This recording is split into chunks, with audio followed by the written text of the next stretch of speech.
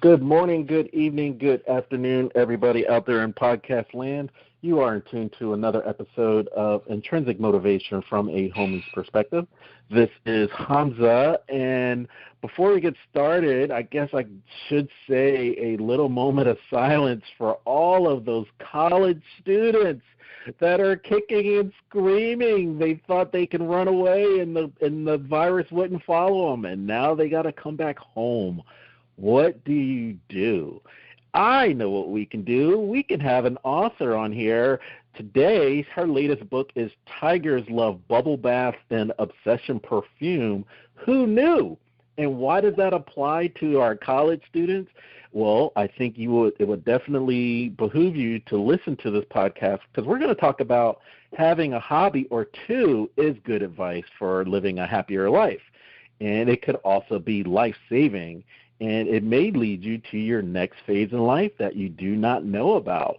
And how do I know so much about this? I think that I could be living proof, but I think our author is living proof as well. Before the podcast started, there were a lot of similarities that we established, and I think you're going to definitely enjoy her for the next hour. So without further ado, I'd like to welcome Mary Saverese to the podcast. Welcome, Mary.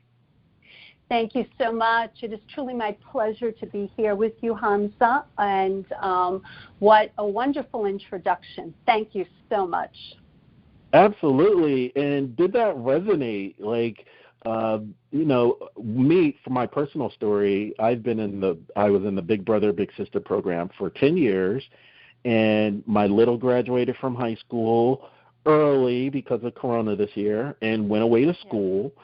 And now he's kicking and screaming like most of the college students around the country because they got to come back home. And we find ourselves, I guess the biggest joke that I learned was if you want to make plans, you want to make God laugh, make plans. And I think they're falling into that, and I think that you have some similarities in your timeline as well. Yes, I do, and I know it's perfect timing for these college students. The other side of the coin is the parents' perspective, which is what I had experienced several years ago when my youngest was ready to graduate. But she wasn't at the point of graduating yet. She was at the point of beginning her senior year. And where I say a hobby could save your life, I, as the parent, was going through some very deep emotional times in my life then because I was becoming that empty nester. And I'm going to throw something shocking out there. What I learned from my own personal experience, and it was truly a journey, Hamza. I can look back today and say, I'm so happy I took this journey. But at the time, it wasn't that easy. So what I'm going to throw out there to your audience is, as you become an empty nester, what I want you to think about is to sooner than later, to accept the fact that your family unit is dead. Did everybody hear that? Your family unit is dead. Now, let me explain what I mean by that. We tend to think of our children as possibly still those toddlers, those babies, those teenagers, right? And at that point in their life, they are young adults, and they are ready to fly the coop, but we're not ready to let them go yet. And subconsciously, I had not arrived at that point yet in letting, my child go. And I still looked at her as my baby. And I think because of that, I experienced, it was a very, very difficult time. And during that time, it was, at the time, I was doing a substantial amount of writing, but I had not been published as an author yet. So you can still call it a hobby. You want to think of yourself as an author. And my writing really helped save my life. I want to ask you about when you explained that empty nester, and I want to ask you about whoopsies, because there is a phenomena of whoopsies when you do the timeline, you find out that their older sibling is about to graduate from high school, and so the parents are like, we don't want to be empty nesters, and whoops, we're pregnant again. What do you think of that phenomenon? What do I think about that? Well, I have to think of it, wow, things happen for a reason. And I'm just going to look at it that way. Things happen. Sometimes maybe it's planned. Who knows? But yes, there are adults that really they just may not want to let go of that feeling of just having the children at home. But you do get to a point and you realize it's a great thing. You got to let them go. Yeah, and I think the parents it's going to be a challenge for 2020. I mean, everyone we speak with has some form of challenge. And so I can only imagine, or I want to get your take, right? If you can only imagine going through the anxiety of your child leaving and then 2020 happens, and so they go away, but then 3 weeks later they're back. Like, is that from a parent's perspective, is that a good thing? It depends who the parent is. And I've been speaking to some of my friends, and some of them are extremely happy to have them back home, whereas the other parent is like, are you kidding me? This is not a good thing, because basically you do want them to leave and to grow up. That is the bottom line, to have their own experiences, not to have our experiences. But yeah, no, there are some parents that enjoy having them back. And I'm not just talking about maybe college-bound children. I'm talking older than that who have decided to come back home. That's a really good point that you say that. I'm in the process right now of doing an extensive project for our family reunion that was canceled this year. So for like next year, right? Else, right? Yeah. Right. But what happens, what I'm finding is that there were that, like you were saying, fly to coop, and if there's no accidents when that child is like later on in life, they ultimately may come back just because of the support network, if the wife is going to have kids, and it's important for the kids to see that family unit.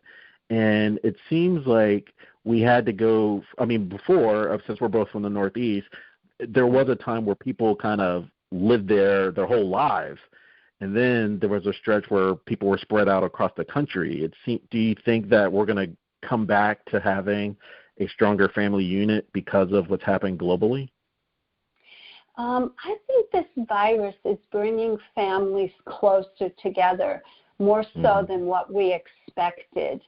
And again, you can look at it one way or another. You can look at it as a blessing, and you can look at it again. And I'm going back to a friend of mine who spent the spring with two of her adult daughters who were working out of the house with them.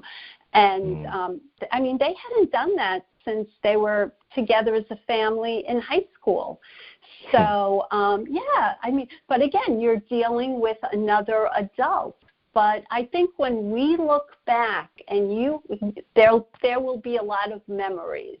And I'm staying positive, and I'm going to say I think they will be wonderful memories. We may be on top of one another, but with family, as you said, the last decade or longer, everybody's just been spread around the whole country. This virus has brought us back together one way or another.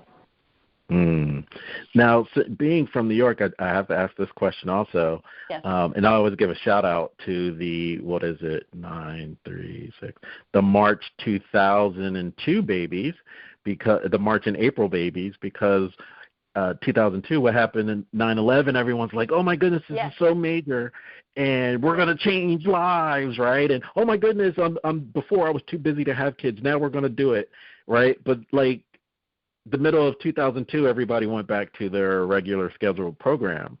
So while we're making strides in 2020, is it the proclivity to go back to what you're used to once this is over? I don't know if we'll ever go back to anything we've been used to, right? As we see, everything is changing. Weddings, family get-togethers, putting aside things for, till next year. Sometimes you don't know. It's really one day at a time. That's the way you've got to look at it. And just try to stay happy and focused. And if you are dealing with what I was dealing with several years ago, and you have something like as a hobby that brings you joy, that is part of your soul, I think it's a big help to you in moving forward in your own journey. I want to chew on this for a second because it was brought to my attention when I was doing some family research over the weekend. And so I was speaking with a distant relative that's, like a third degree, if you will, from us. And so they had a separate family reunion, and theirs was also canceled. And I was like, well, we're putting information together for 2021. They said they weren't having theirs until 2022 because in 1918, the pandemic lasted 2 years.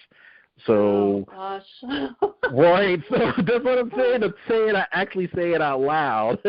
And I know Governor Cuomo and others across the country were like, yeah, it's going to be over in 2 weeks. Oh, it'll be over by the summer, How do you even factor in, I know you said day to day, but if someone shares with you, it would be 2 years. How do you respond to that? I understand. I'll share something with your audience. My older son just became engaged, and he said, 2 years, Mom. And you know what I said, Hamza? I said, wonderful. So I think it's becoming second nature to us, We're wonderful in adjusting to whatever's thrown at us. And at this point, I'm thinking 2 years, it's far away, but it's not that far. Yeah, good point. You did mention that a friend of yours, they have their grown daughters in the house, and there have been articles of different dynamics, right? They're no longer the kids, and even with spouses, since everyone's working at home, we're seeing different sides of people, our loved ones that we've never seen, right? Are they really tough at work, and that comes across? You're like, who is this person? Are you seeing any changes of dynamics in your immediate circle? No, I do hear complaints, and I do hear wonderful stories. So, because, again, we're not dealing with that baby or that toddler or that teenager where you said, boom, we're doing it this way. You're living under my roof. That whole dynamic has changed. You have to have a give and take and respectful relationship at this point because you are all adults. So it's interesting the circumstances we are finding ourselves in 2020. But again, it's all a journey, and it's a learning experience. And we will look back at this, and we're going to say, you know what? It was okay.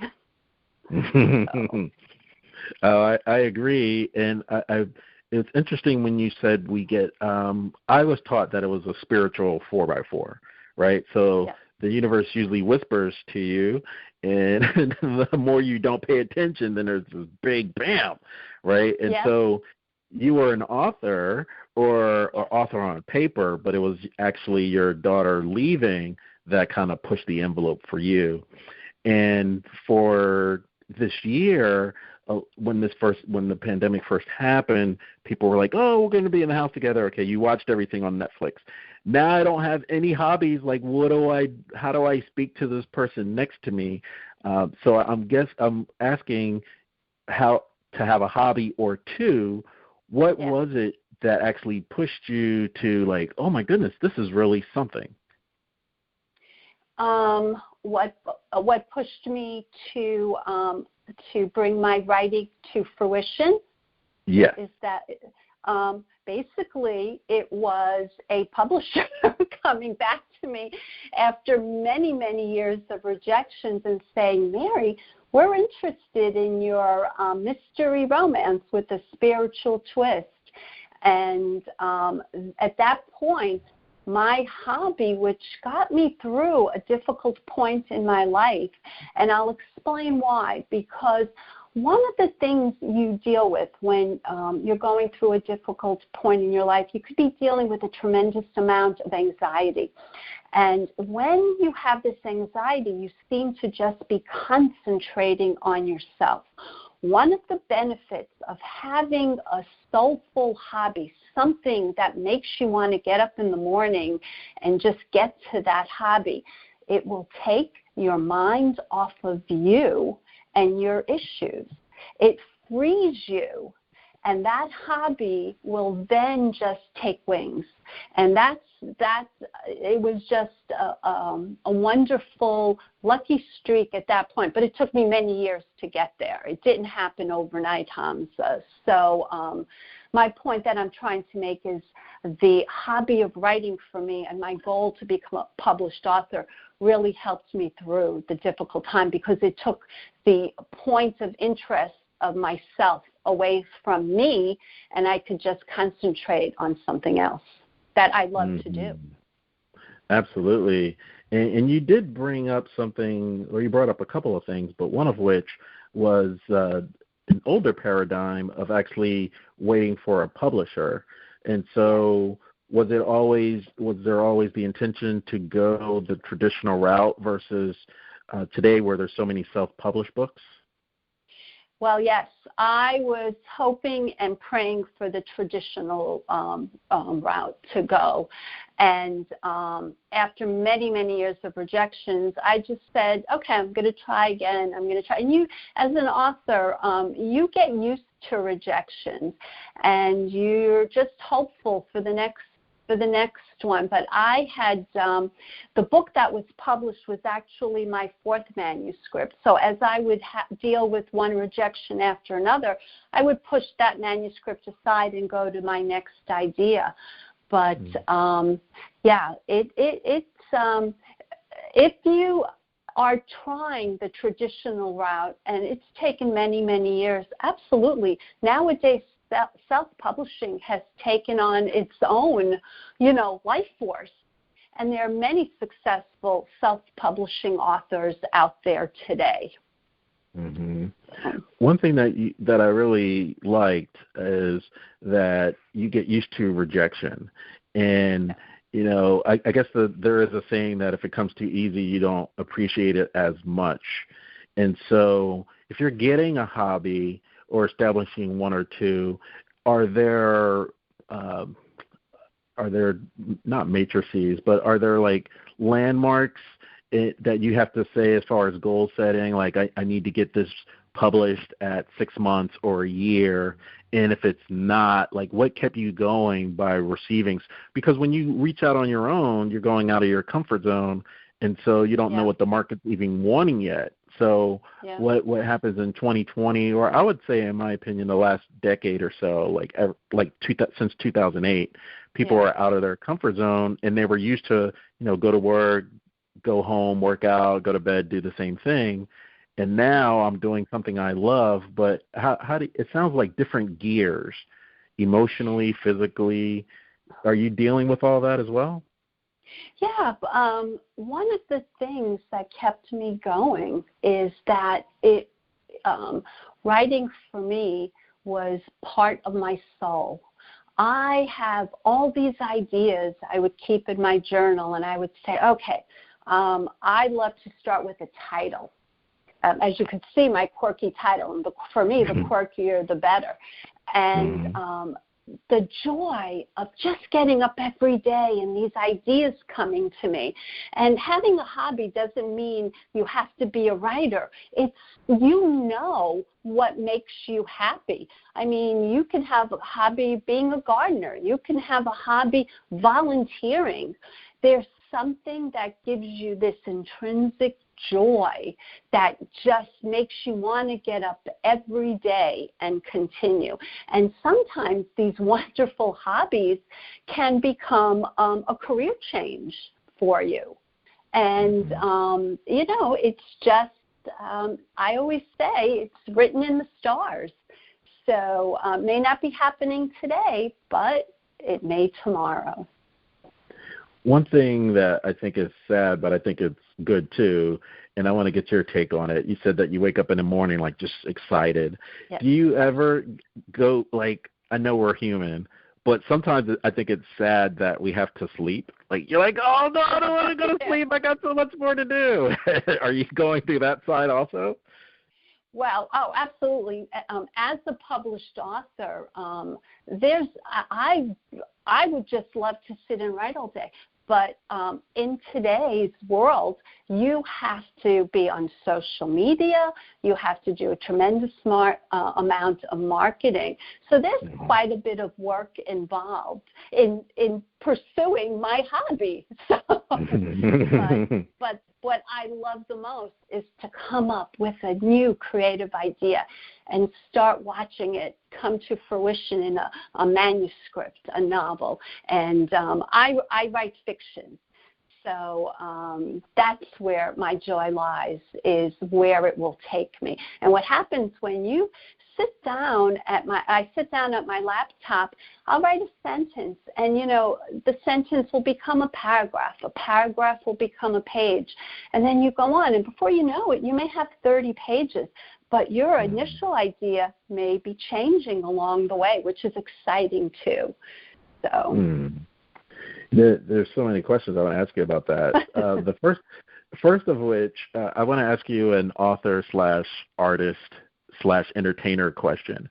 And so Sure. when you usually see these celebrated authors fill in the blank later at the end of their careers, right? You said your fourth manuscript was the one that was picked up. And so one pushback that I hear from that ilk in the entertainment industry is they loved the very beginning because that was their true selves. But once that one book, one song, one movie made it, that's all that, their publisher, their people around them wanted to do. They wanted to rubber stamp it, and they weren't allowed to be as creative. And so I wanted to know, are you dealing, like, we want another Tigers Love Bubble Bath book. Are you getting any of that? Oh, listen, I'm not at the point where you're talking about these major stars, but I have so many ideas. The Tigers Love Bubble Bath. I mean, as I said, I love to begin with a quirky title. And I have so many manuscripts in me that I'm looking forward to actually getting more manuscripts accomplished. Will they be liked? You don't know until you put yourself out there. And I mean, when you talk about these very successful people, most of them, it didn't happen overnight. And when it finally does happen to them, it is wonderful. But then they're on a whole new journey, and they have different issues they have to deal with. I'm not there yet. I'm striving for that, but I'm not there yet. So, Mary, are you saying that we're having this conversation in the future? I would love to, yes. No, we're having it right now in the future. I'm talking to your future self. And that brings me to this next question. How much of your book writing is you, and how much is it you co-creating with spirit that's giving you the inspiration? How much is with me? Well, what happens when I start developing my characters, and I also have a vlog that I started recently. It's an inspirational journey for writers. It's called The 2-Minute Author. And I'm just at the point, I just started a couple weeks ago, character development. And what I have learned, character development is so very, very important. You become part of the character. You live the character. But sometimes as I become these characters, you have to go into the mode of how they would act in a situation. So, yeah, there are some characters that may have some of my qualities, but they all can't be that because I may be dull in certain areas, exciting in others. So you really have to embellish and create, and it's all part of it. Mm-hmm. I love that. And when you said it's part of you, do you find, again, this is probably pre-corona, but did you find that you're kind of a voyeur, like when you're out at a coffee shop or at the park, that you get inspiration just by what's around you? Boy, you hit the nail right on the head, Hamza, because writers and authors, we are I could probably say, yeah, I'm an introvert, and it's not that I'm spying on you, but if I do see something that interests me, I write it in my journal. And I always begin with a title, like my title, Tigers Love Bubble Baths, an Obsession Perfume, Who Knew? It began by me visiting a wild reserve in St. Augustine, and it's a home for old cats, big cats, not little cats. We're talking lions, tigers, jaguars that were part of maybe TV shows, movies, and they've outlived their usefulness, and they were brought to this wild reserve. And it's they only have a handful of people come through during the week, and the last exhibit was a 600-pound Siberian tiger walking across a plank and jumping into a vat 16 feet wide by 4 feet tall of bubbles. It was a bubble bath. This tiger jumped right in, sat up as though he was looking for a drink, and the handler sprayed Obsession perfume on his tongue. And I stood there in awe, and I went, my goodness, that is the title of my next manuscript. I have to develop a story around that.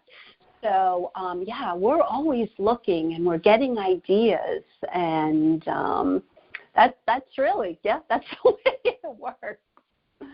It's funny. I mean, yeah, we get inspiration from everywhere. You know, I think that's the beauty of life if you have that perception. And I just learned that, I mean, prior to us recording, I was saying how those in the tri-state Northeast usually retire in Florida, and I didn't know the animal kingdom was doing the same thing. Yeah, well, Florida is obviously it's the place because this is the reserve in St. Augustine, and yep, old folks' home for the big cats. So, I mean, this could kind of go all over the place, right? It could be when I initially read the title, I thought, before knowing about your daughter graduating school, or it could have been she's graduating school, and you remember her when she was little. Like, she loved to have the tiger when she took a bubble bath, and she liked the spray of her mom's perfume. And so that could be a tangent. But how do you go from the inspiration from the title to getting the character development with Tigers Love Bubble Baths? At that point, I said, what can I do? Because my other manuscripts were in the genre of young adult fantasy adventures, called crossovers, because they would go from young adults to, crossover into adults. And this was really an adult fiction. So I loved the idea of taking something with intrigue and murder. And I said, I've got to work this into this title. And what the title actually is a metaphor. And for beginning, it's a metaphor where a captive tiger was tossed aside before and is now reinventing itself in a bath of bubbles. And my protagonist, really, I reinvented her life after being tossed aside like an old shoe after being married for 25 years. She begins a new journey in life, and she's surrounded by one murder after another. And poor thing, guess who becomes the suspect? So it was wonderful to be writing about murders and the intrigue and one twist after another. So, and really, when you finish writing that manuscript, it's like you birthed something. You know, I began with this, and you're actually sad. It's like I lost another child at the end. I have to come to terms with that as well. Mm-hmm. So if you come to terms with that, I know on the other side of that, some authors, because a book is so popular, I guess it goes back to that rubber stamping, right? They want different versions of it. And so there's always going to be human frailties. So there's going to be murder. There's going to be intrigue. Yeah. And so the tiger's always going to be busy. Yeah. Always busy. I mean, they are such incredible, beautiful creatures as well. So I wanted to ask you with usually when you find your passion, right, if you're by yourself, it's a journey. But if you're with others, it's also a journey. So I wanted to ask you about balance, right? So if you had the nuclear family and you had these other roles, how do people treat you now that you've thrown yourself into the author world, the literary world, and people are like, well, I miss the old you. How do you deal with that? Oh, well, I have to tell you, my immediate family, my kids, my husband knew my passion, my hobby, and where I wanted to take it. But I did not tell anyone outside of the family or my friends that I have this hobby of writing, and someday I would love to be a published author. So they were shocked when they heard. Have I changed? No, I haven't changed. I'm still the same person I was before. I have, now they can see my goals in life, and some of them look at me. And I actually had a friend who at one point said, "You're writing books? I didn't even think you even read a book."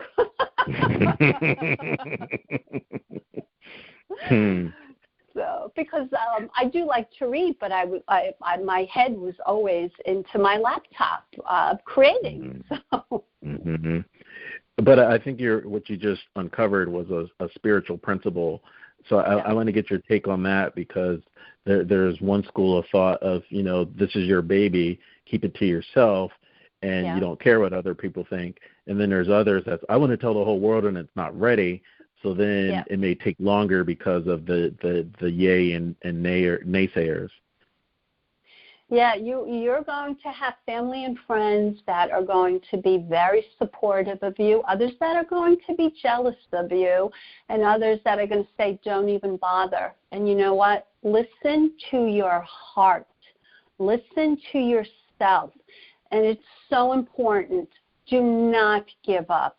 I mean, it took me a decade of writing before I was finally published. And always what helped me through that was I knew I had more ideas, and I just kept writing because it gave me such joy. But if there's something that is such a part of you and you think you want to bring it to a different point in your life, go for it. Don't listen to anybody. And listen, you're going to stumble, you're going to fall, you're going to have rejection after rejection.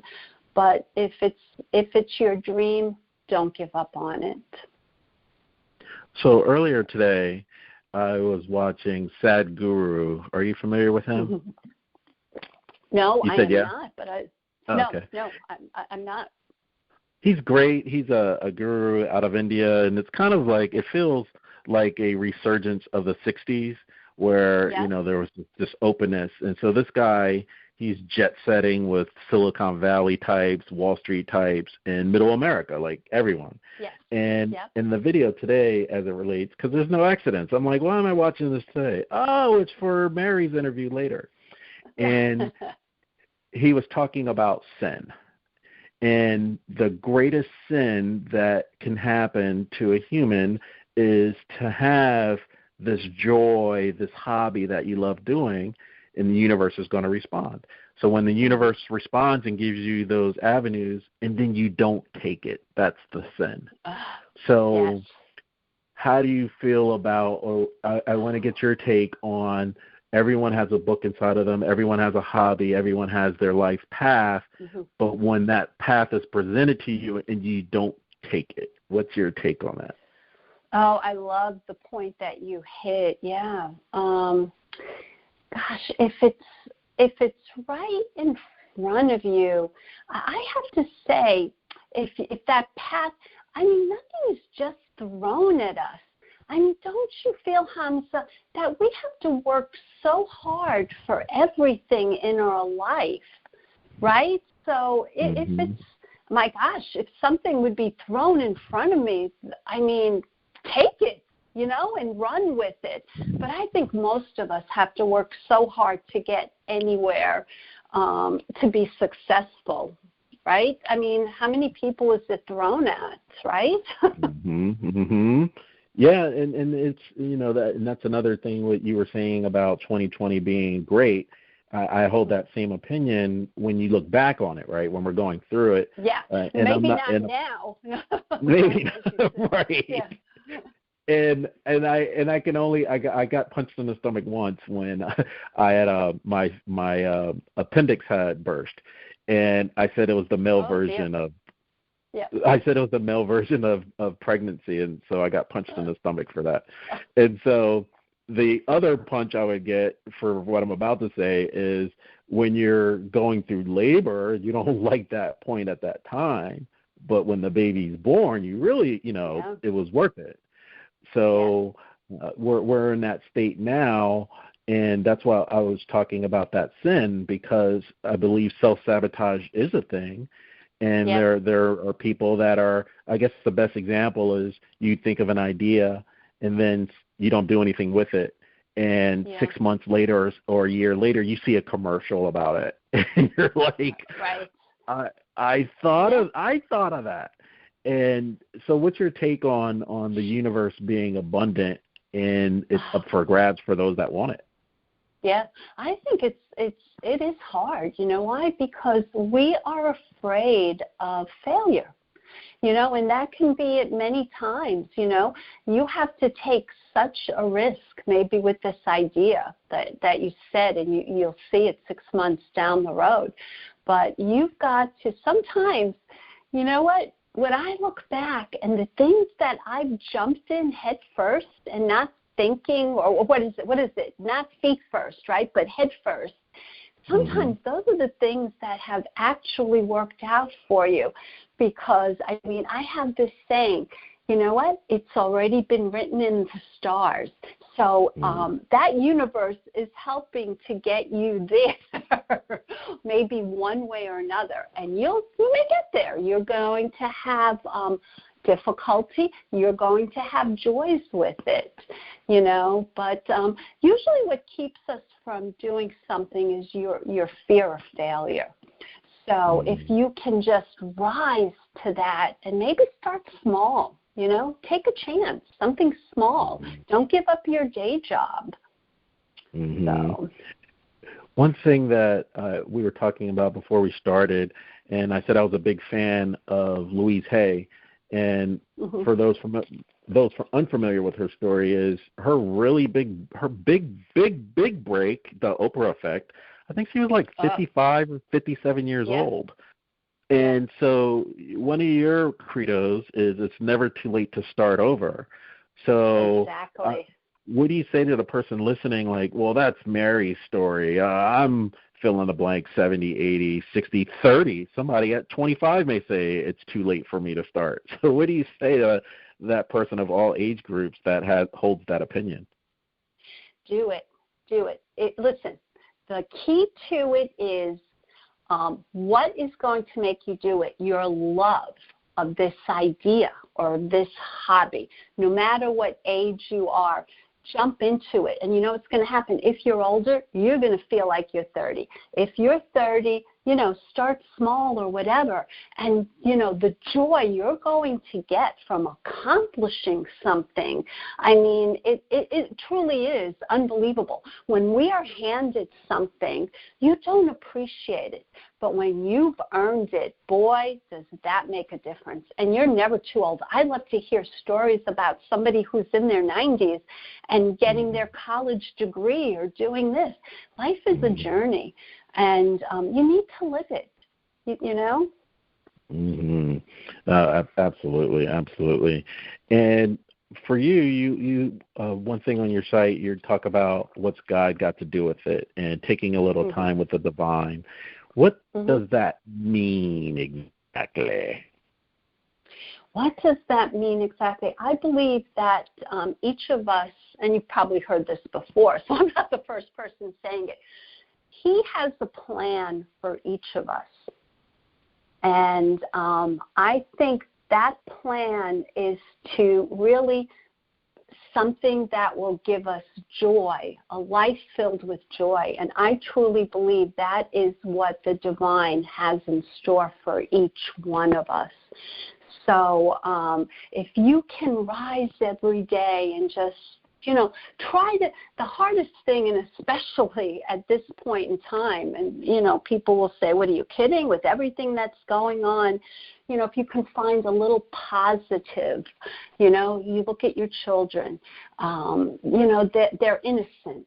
They just glow with that beautiful love and innocence. And I think, you know, as we age, we tend to become possibly curmudgeons, you know, and we forget that joy, that wonder, that awe that children have. And, you know, and I think that with the divine, you'll have help too. I truly believe, you know, in your life's journey. Yeah. So the two takeaways that I got from that was expressing gratitude, and when you express gratitude, it continues to grow, and so it reminds us of how so much that we have that others may not have, like waking up that morning, right? Yes. So there's countless people that don't even wake up the next day. Yes. That is such a great point, Hamza, what you just said, gratitude. That'll make your inside shine out, yes. Yeah. And the other one with the it's never too late to start over, I mean, it's kind of a Hollywood cliche now where there's an elderly person and they get this life-ending disease, and they have 6 weeks to live, and then they wind up doing their life's journey and wind up living 20 to 30 years later. Yeah. So it's like, maybe that was the plan for them. That's all I can say, is maybe that was God's original plan. So. Wow. So you're saying that's a 4x4 moment.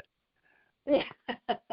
That's that spiritual 4x4. Yeah. Because the other divine story that I love hearing or relaying is, and I learned about it after. I mean, I'm sure it's as old as time, but it really resonated with me with Katrina.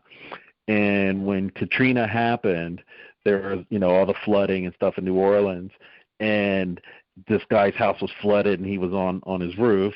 And a boat came by, and they were like, "Come on, we'll come and help you." And he's like, "No, God's got me." And right, and then you know the rest, right? He gets to heaven, and God was like, "I know, yeah." So God was like, "You dummy, I sent them to help you." Right? I know that was a good one. That was a good one. So I guess my next question is, how do you determine the whispers so you don't have to have the spiritual 4x4?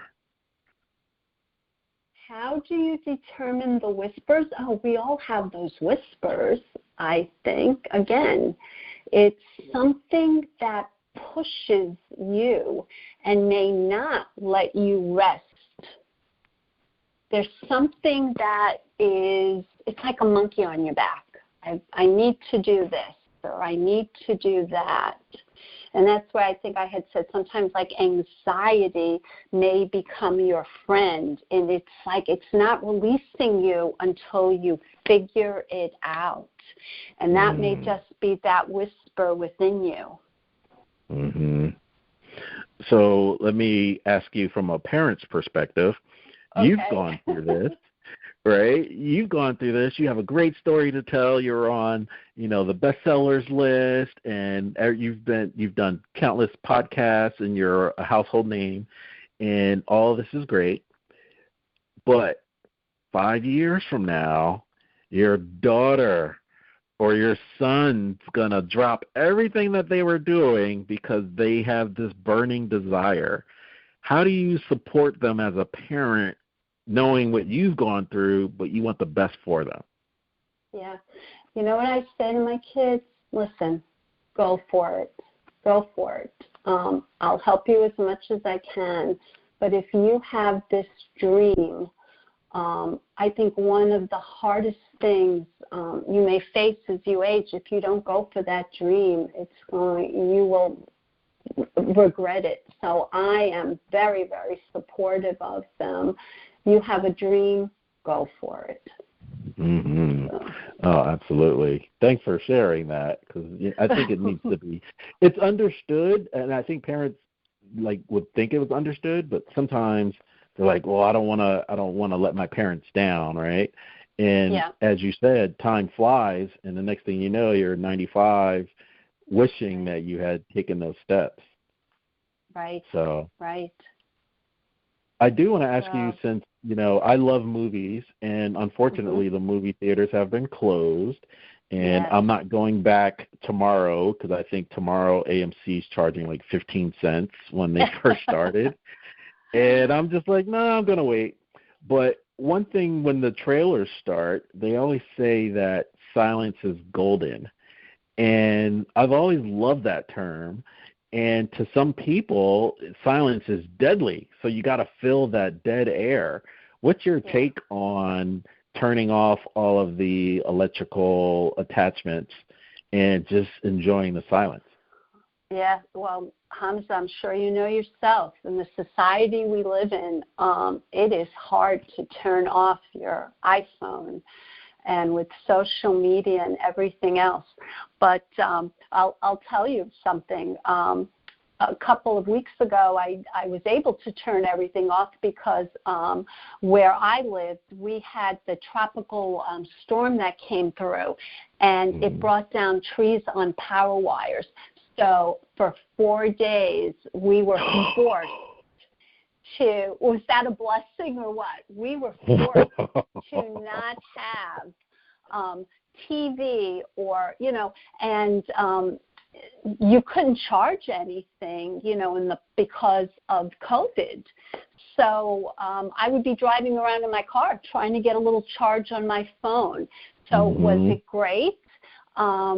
Yeah, it was a little nerve-wracking because you're wondering, what am I missing? What am I missing? You need a balance. You need a balance. Just like everything else in your life, you need to figure out what balance works best for you. Mm-hmm. Absolutely.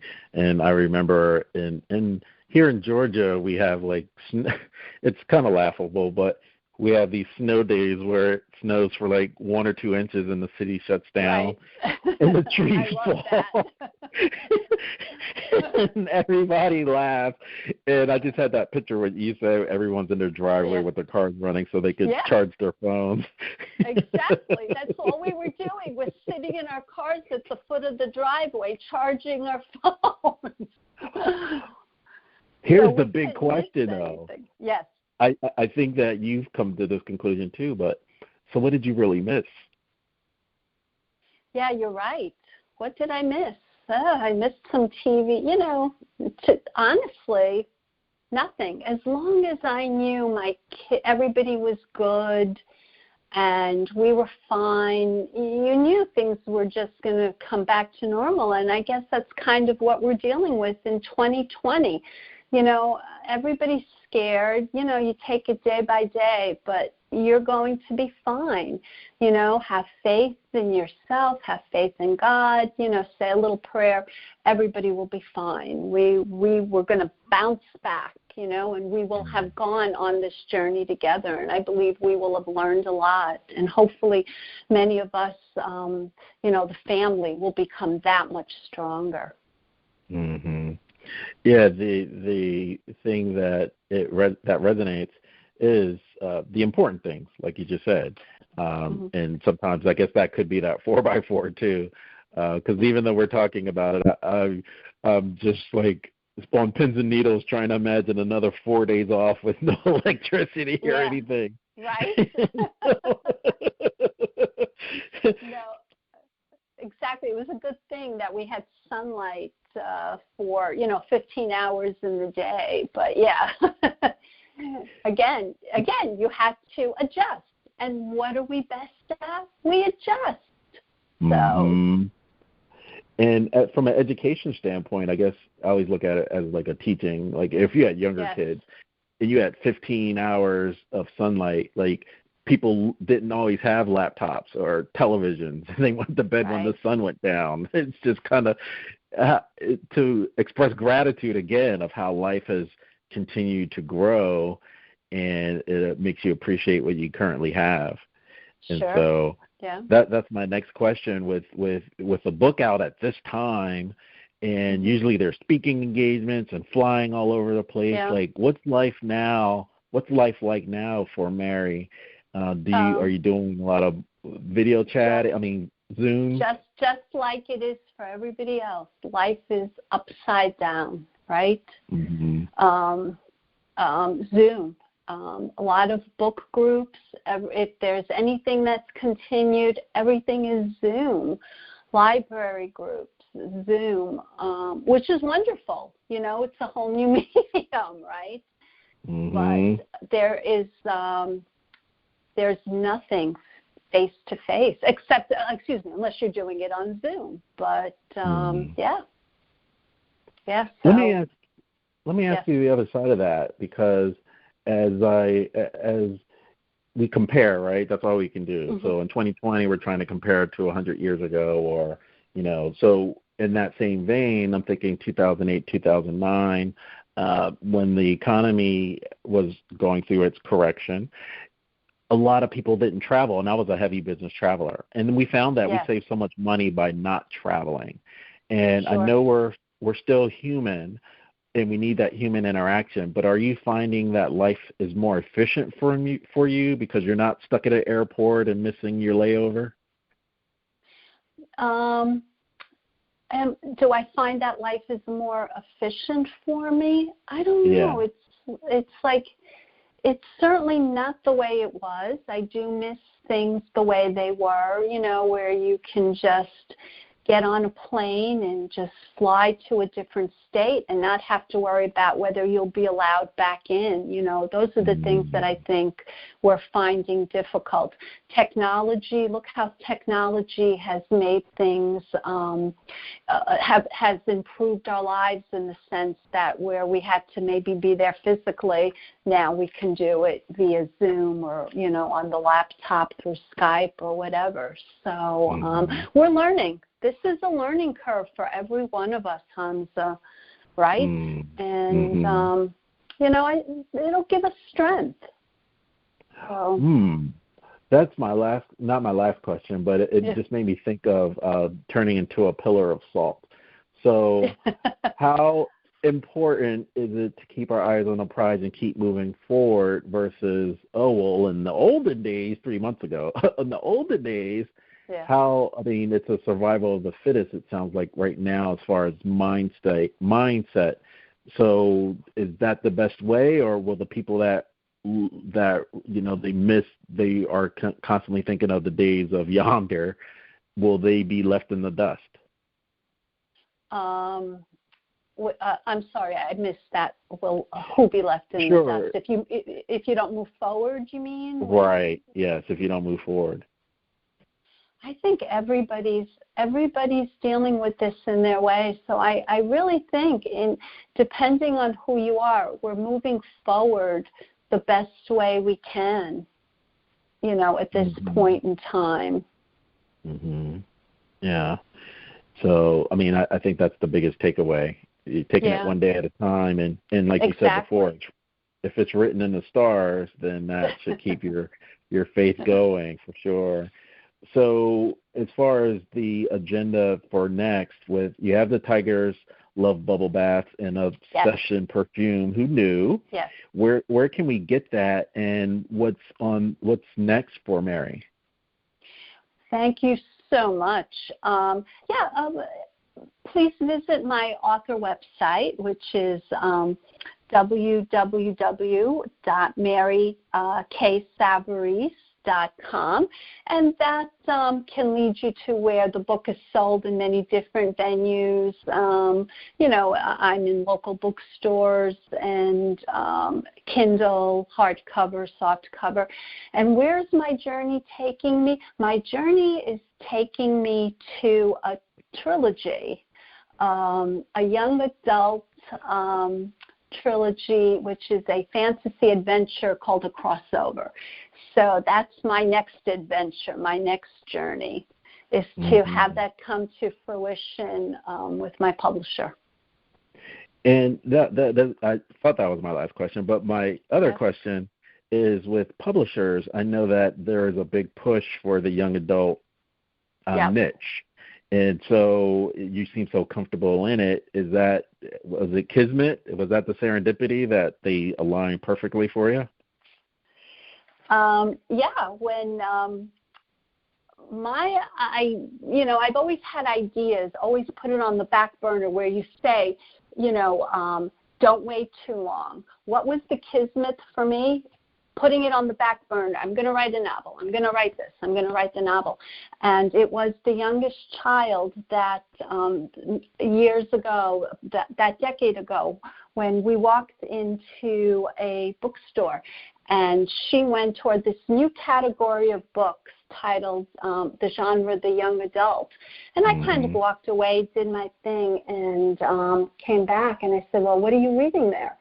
And she looked at me, and I knew it wasn't good.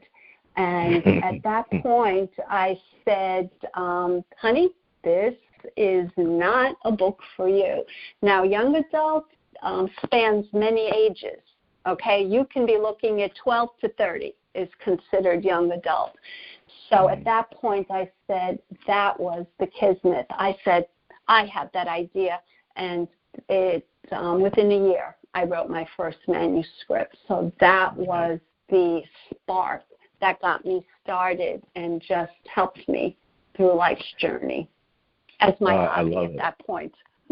I love it. I think that there's about 3 alarm fire right now that everyone should be on alert.